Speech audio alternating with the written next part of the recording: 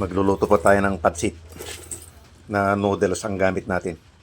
Pansit sabaw ang lulutuin natin. Una, magigisa tayo ng sibuyas, kamatis, tapos may sasabay muna yung paminta tsaka nor cubes.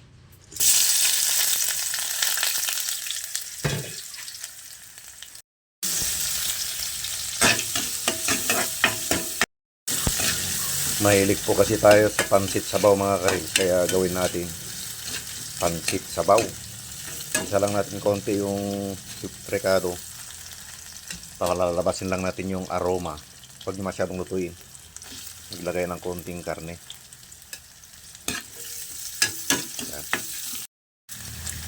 Tapos gisa na natin yung toyo para mabango.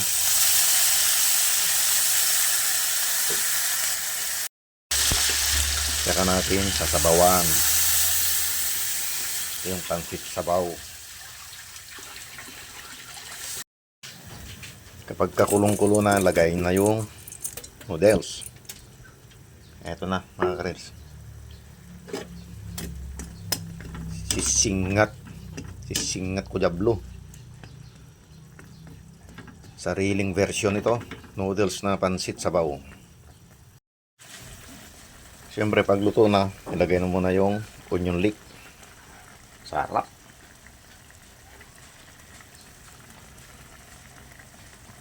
Tsaka mabudburon ng sili. Yan, kainan na. Sarap. Ito na.